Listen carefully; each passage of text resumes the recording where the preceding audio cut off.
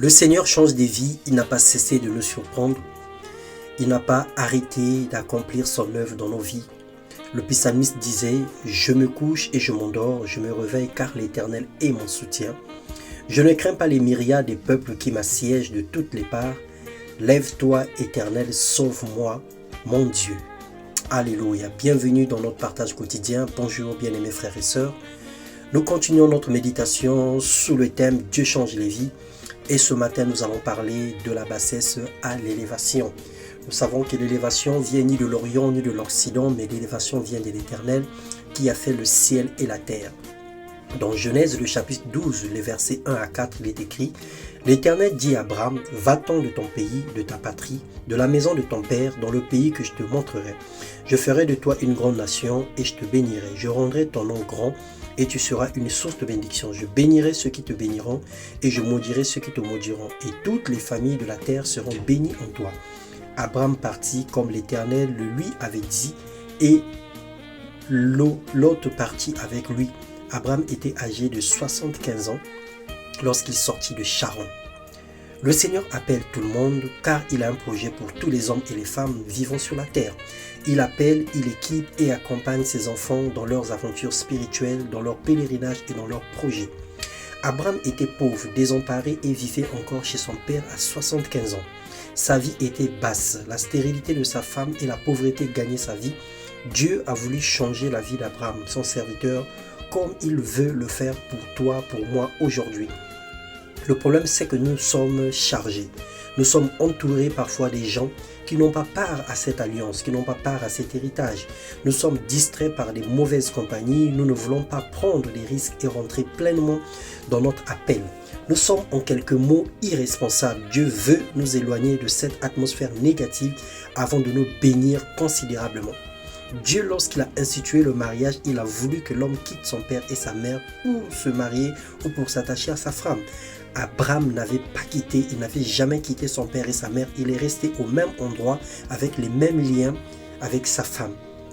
Dans 1 Samuel 15, le verset 22, le verset 23, la Bible dit « L'Éternel trouve-t-il du plaisir dans les holocaustes et les sacrifices comme dans l'obéissance à la voix de l'Éternel? Voici l'obéissance vaut mieux que les sacrifices et l'observation de sa parole vaut mieux que la graisse des béliers.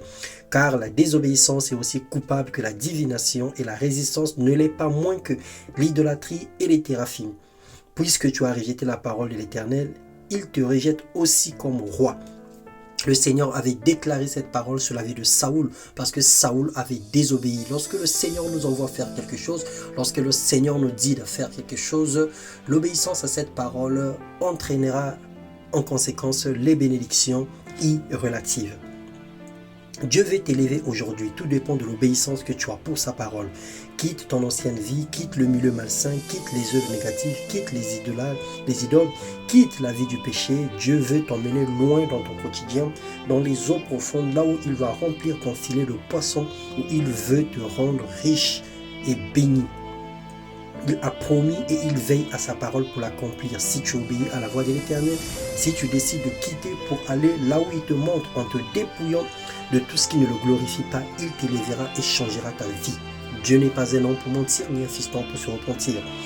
Deutéronome 8, le verset 1 à 2, la Bible déclare « Si tu obéis à la voix de l'Éternel ton Dieu, en observant et en mettant en pratique tous les commandements que je te prescris aujourd'hui, l'Éternel ton Dieu te donnera la supériorité sur toutes les nations de la terre.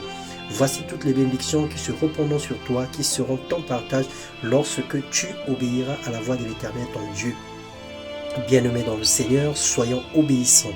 Allons dans la direction que Dieu nous montre en laissant tout derrière nous. Le temps de la grâce, c'est maintenant. Le temps de miracle, c'est maintenant. La main de Dieu est étendue sur nos vies. Elle touche les enfants obéissants et soumis à sa parole. Elle localise les enfants dociles et les humbles. Bien-aimés, sois élevé au nom de Jésus-Christ dans une hauteur inimaginable. Que le Seigneur te propulse, que le Seigneur t'élève, que le Seigneur change ta vie, que le Seigneur, à cause de ton obéissance, à cause de ta persévérance, à cause de ta foi, que le Seigneur change ta situation, qu'il change les circonstances dans ta vie, qu'il t'emmène aussi loin que tu n'avais imaginé et qu'il te fasse du bien. Qu'il fait de toi une grande nation et que tu sois béni à jamais et prospère dans le nom puissant de Jésus-Christ. Amen.